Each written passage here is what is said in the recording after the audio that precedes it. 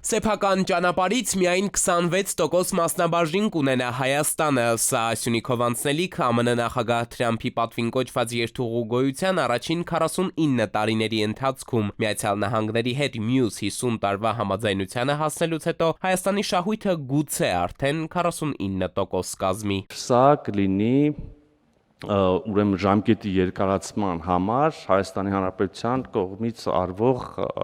եւ նրան տրվող միակ գործողություն, այսինքն ժամկետի երկարացման պարագայում 49% բաժնեմաս ստանալու համար Հայաստանի Հանրապետությունը որևէ այլ լրացուցիչ քայլ ներդրում պարտավորություն չի ստանձնում։ Գրեթե կես դար հետո Հայաստանը լրացուցիչ պարտականություններ չի ունենա Ադրբեջանից Նախիջևան անխոչնդոտ կապն ապահովող ամերիկյան երթուղու հետ կապված, բայց այդ դեպքում էլ փաստացի դարձյալ շահույթի հիմնական մասը մեր երկրին բաժին չի հասնի։ Մասնագետների գնահատմամբ թրիփ ծրագիրն այսպես այս տեսքով եւ ոչ մի կերպ չի կարող Հայաստանի համար շահավետ լինել։ Սա աննորմալ պրակտիկա է, որտեղ սա մեր տարածքն է։ Սովորաբար պետությունը գերակա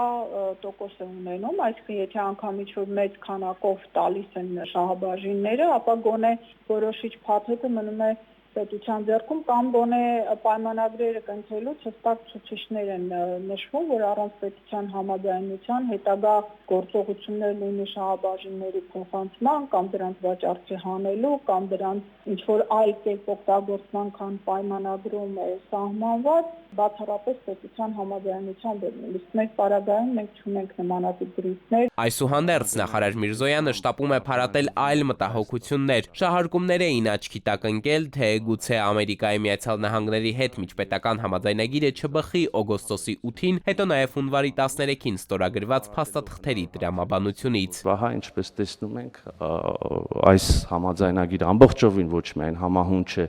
հանրահռչակված սկզբունքներին եւ արձանագրված, ամրագրված, ստորագրված սկզբունքներին, այլև շրջանակային համաձայնագրում բազմիցս հղում է արվում եւ օգոստոսի 8-ի եւ հունվարի 13-ի փաստաթղթերին եւ նաեւ որոշակի մանրամասներ ուղղակիորեն ասվում է, որ պետք է կարգավորեն այնպես, ինչպես օրինակ հունվարի 13-ի շրջանակային իրականացման շրջանակ կոչվող փաստաթղթում է